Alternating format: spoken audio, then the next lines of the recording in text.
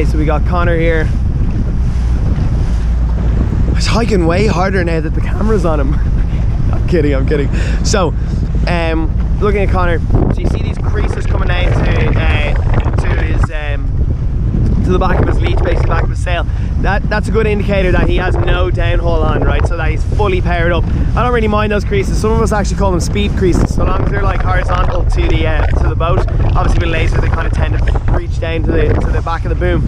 They're not so bad. They're grand. Like, some people want to pull on their downhaul to get rid of the creases, but actually by pulling on your downhaul, you're depowering your sail. So I think the creases are fine. Some people might disagree, but all good in this camp. So things we're looking for, he's block to block, and he's pretty much always block to block, which is good to see, because in this kind of wind there's no like insane gusts. There's some gusts, the breeze is almost kind of like going up and down. There's nothing like crazy coming in and hitting him. The way he's counteracting that is he's probably using his tiller more.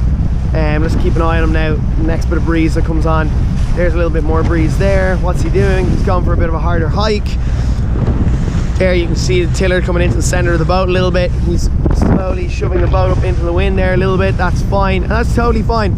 Ali was asking me there, oh no, but that makes the boat go slower. And it's like, it's not about the actual speed of, let's say, the boat overall, but it's all about keeping a comfortable boat moving through the water. And it's okay to pinch to keep that flow of the boat going forward.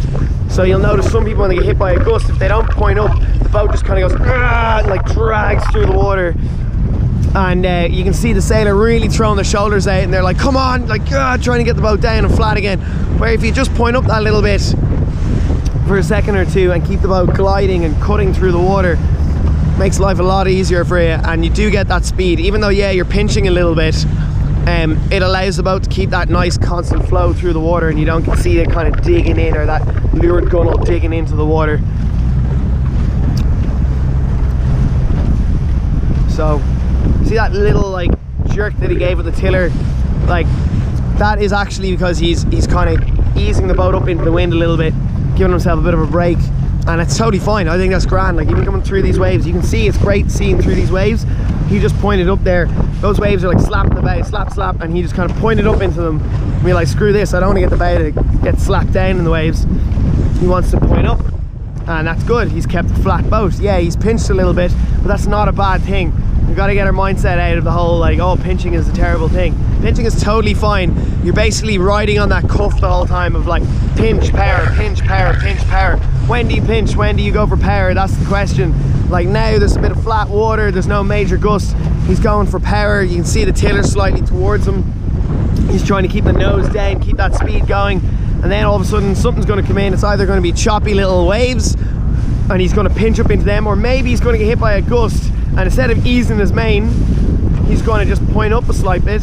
There's a bit more breeze there now, but that's good. He's made it through that without having to do much. There's some more breeze. Look, he's hiking. Keep an eye on his bow. Where's his bow pointing on the land? I bet he's going to pinch up now in a second. There's a little bit of a pinch there. You can see he's taking a break though. He's cheating. He's sitting up.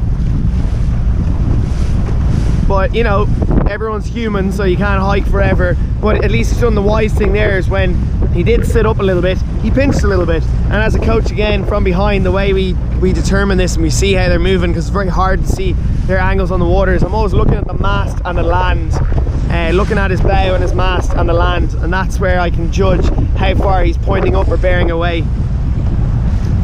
So this is a really good effort here. This is some good sailing. There's some breeze coming in here now. He's hiking hard, almost too hard. There we go. Breeze coming in 3, 2, 1. Breeze on. There we go. A little bit of chop. What's he gonna do? There, you see, just pointed the boat up into that chop a little bit. Good to see. And again, his lured rail, I haven't seen that really digging in. You know, there's a nice flow off the back of the boat. I'm not seeing too much of the current, or like of the kind of those streamlines off the back of the boat. They're not twisting out to the side, which means that his boat's getting really dragged in the water. It's great to see. Really good effort.